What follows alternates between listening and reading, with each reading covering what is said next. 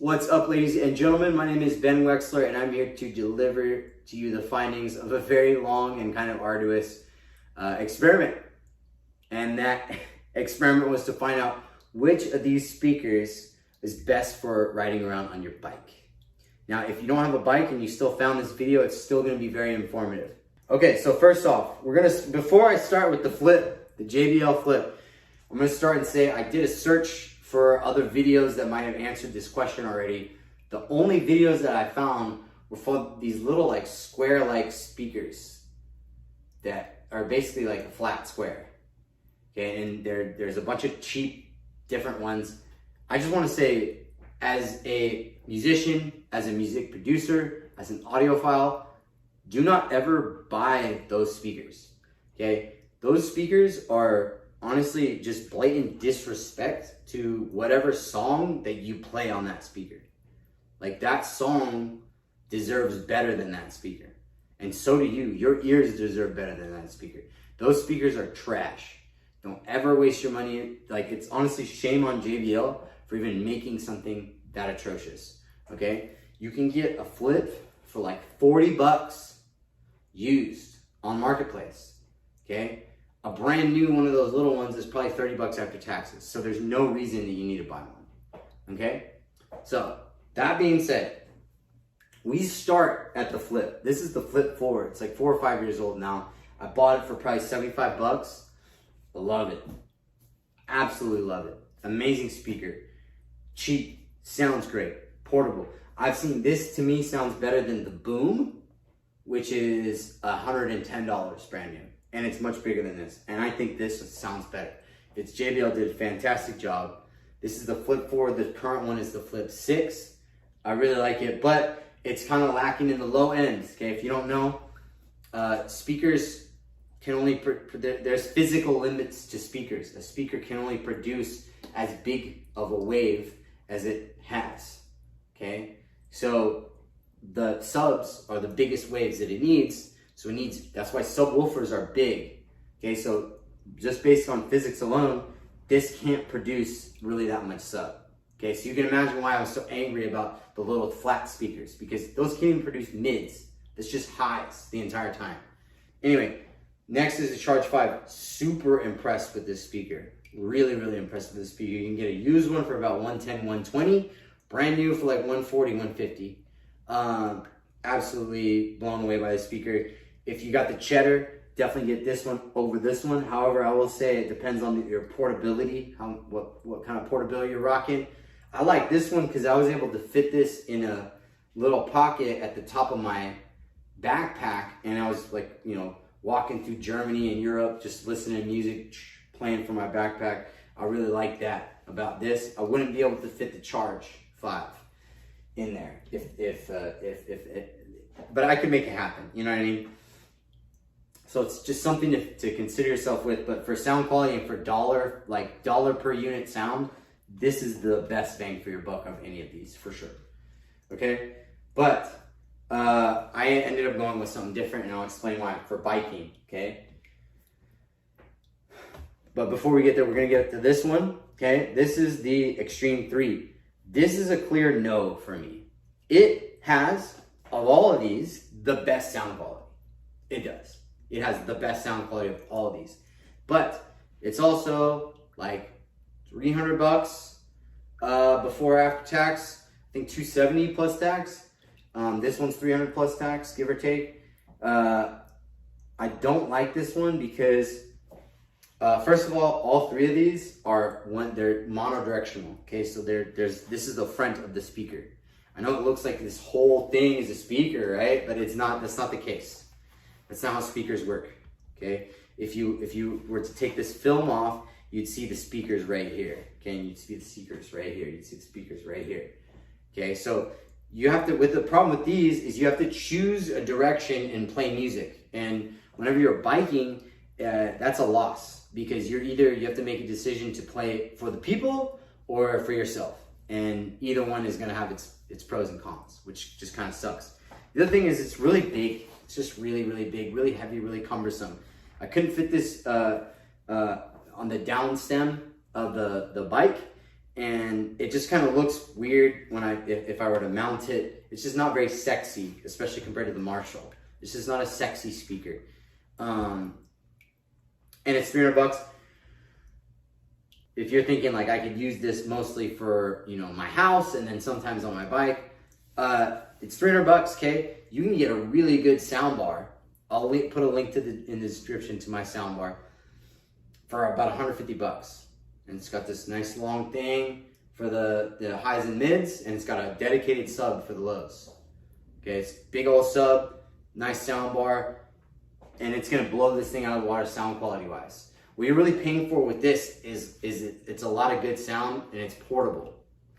Okay, I could throw this against the wall and it'll still be good. You could throw the sound bar against the wall and it'll break into pieces.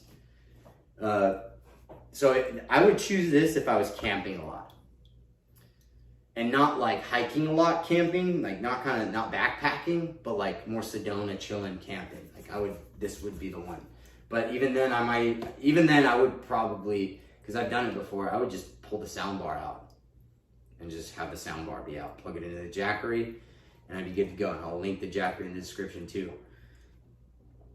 So yeah, it's too cumbersome. It's not that much better than the Charge 5. It is better for sure, but it's not so much better to justify that much of a price increase. Okay, so I voted no against this, right? And I ultimately chose the Marshall. Why did I choose the Marshall? Because it's the only speaker I've ever seen to do this. It's got 360-degree sound. What does that mean? It means this is a speaker, this is a speaker, this is a speaker, and this is a speaker. Obviously, this is not a speaker, and this is not a speaker. Okay, but it fills the sound on very low volume. And whenever you have this, I actually found out I could mount this to the front of my bike on the handlebars. And I'd have it chilling like this, and I'm here, and it just fills, you can hear it just, music is just, it's like this orb of music, you know, that you can hear. With these other ones, you have to pick a direction, and it's either gonna be towards you or towards the other people, you know? When you are riding around with a speaker, it's kind of a douchey thing to do. It just is kind of douchey to ride around with your speaker. You don't want to force your shit on other people. You mostly you want to kind of just be there.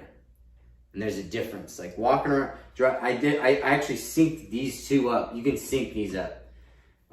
During part of this experiment, I strapped this to the back, to my little holster there in the back, my saddle.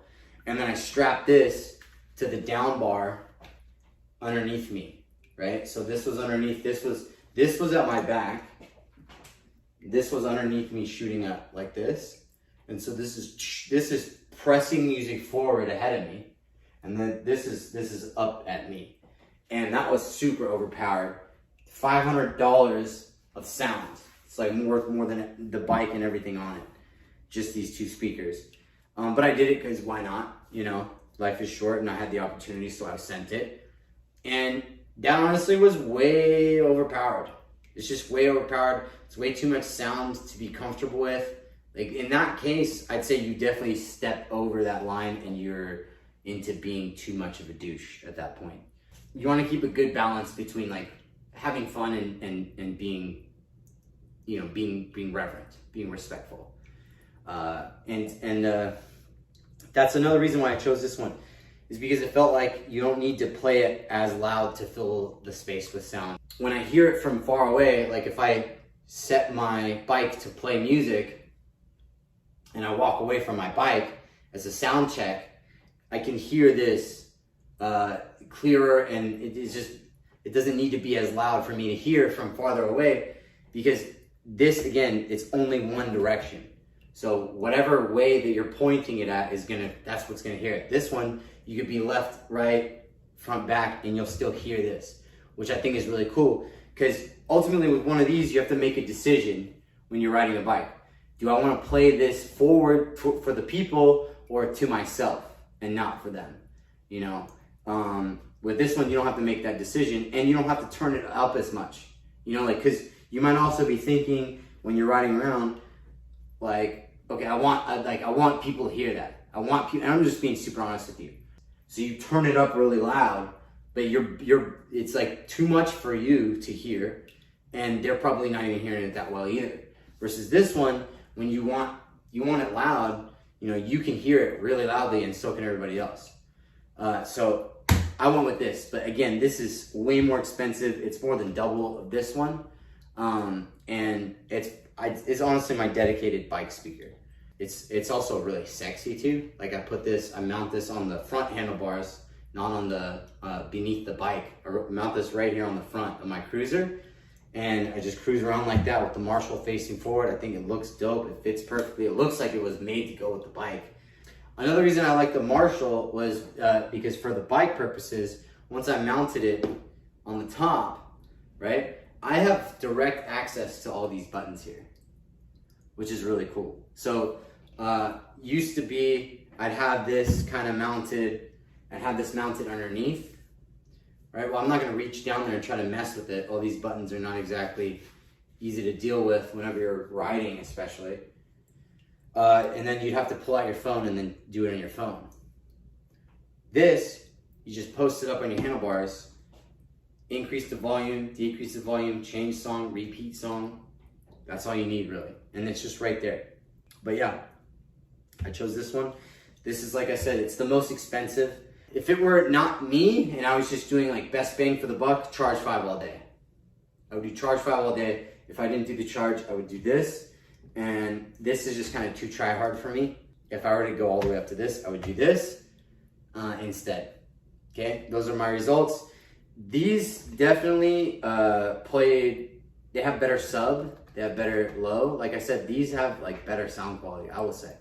Like you can hear the kicks and the, you know, with EDM, like on this, like so much more crisper and so much deeper than this one. You know, this is more of like a rock speaker to me. Because this, like I said, it's just one speaker. So they put all the money in this one speaker, basically.